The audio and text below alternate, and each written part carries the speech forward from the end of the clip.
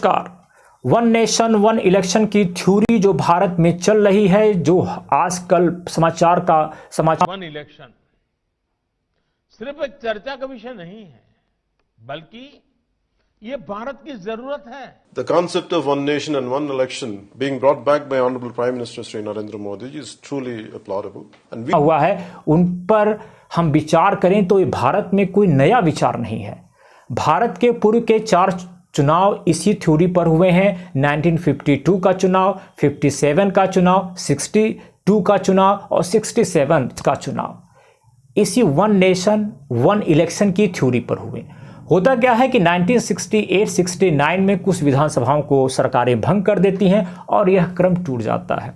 लेकिन अभी भी वर्तमान में कुछ राज्य ऐसे हैं, जैसे आपका उड़ीसा हुआ, जैसे आपका आंध्रा हुआ, इनके चुनाव जो है लोकसभा के साथ ही होते हैं। ऐसा नहीं कि भारत से ये विलुप्त हो गया, अभी भी कुछ स्टेट ऐसे हैं जिनके चुनाव लोकसभा के साथ हो जाते हैं, लेकिन पूरे देश का चुनाव एक साथ नहीं हो पाता है। अगर आप वैश्विक दृष्टिकोण देखें, विश्व में क्या ऐसा कुछ प्रेजेंट थ्योरी है, तो आप देखते हैं कि स्वीडन है, बेल्जियम है, दक्षिण अफ्रीका इत्यादि ऐसे देश हैं जहां पे वन नेशन वन इलेक्शन की थ्योरी काम करती है। लेकिन उन देशों में हमारे देशों में एक फ़र्क है आबादी का।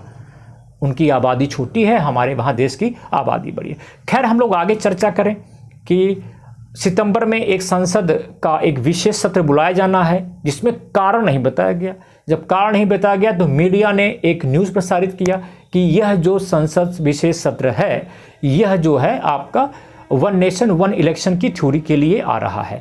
और इसको बल तब और मिल गया कि जब रामनाथ कोविंद को इस पर अध्यक्ष बना दिया गया और एक नोटिफिकेशन जारी होता है और कहा जाता है कि भाई साहब, हमने एक कमेटी का गठन कर दिया है जिसमें कुल 8 मेंबर हैं, जिसके अध्यक्ष जो है पूर्व राष्ट्रपति रामनाथ कोविंद जी हैं, जो वन नेशन वन इलेक्शन की थ्योरी पर काम करेंगे।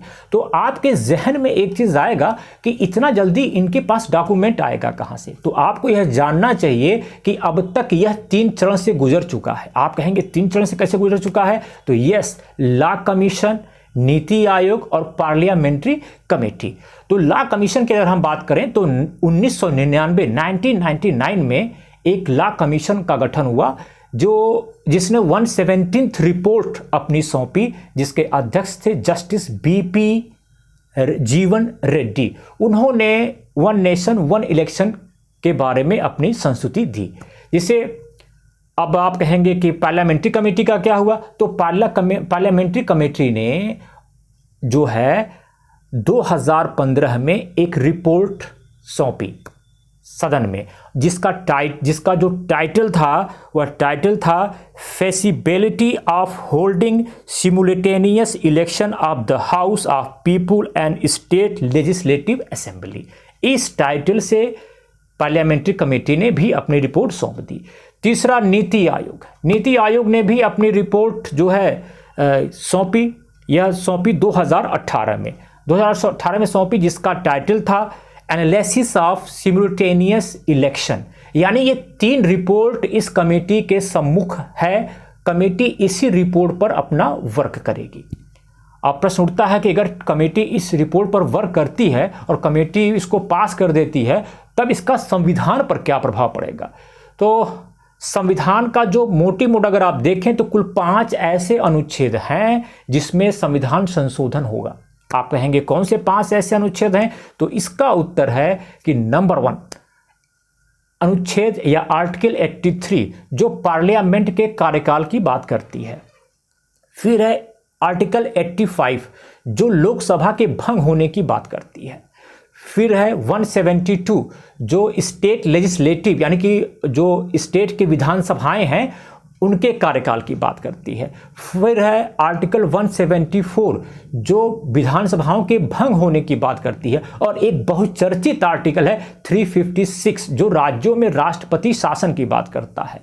तो इन कुल 5 अनुच्छेदों में संविधान संशोधन किया जाएगा। अब प्रश्न उठता है कि मान लेते हैं कि संसद इसको पास करा जाती है तो हमें क्या मिलेगा या जनता को क्या मिलेगा? तो इसमें आप जो कि जब बार बार आचार संहिता लगने से सरकारी जो डिलीवरी होती है, जो कल्याणकारी योजनाएं होती हैं, वो काफ़ी प्रभावित होती हैं। और चुनाव में बहुत मोटा पैसा खर्च होता है। इससे क्या होगा कि हमारा बहुत सारा धन बचेगा, और जो छोटी पार्टियां हैं उनके पास फंडिंग की काफ़ी कमी होती है, और एक बार इलेक्शन जब होगा तो उनका भी ठीक ठाक काम चल जाएगा, वो भी अपने प्रचार प्रसार अच्छे ढंग से कर लेंगे। नहीं तो बार बार चुनाव होता तो बार बार उनके पास इतने पैसे नहीं हैं कि वो चुनाव में अपना प्रचार प्रसार कर पाए।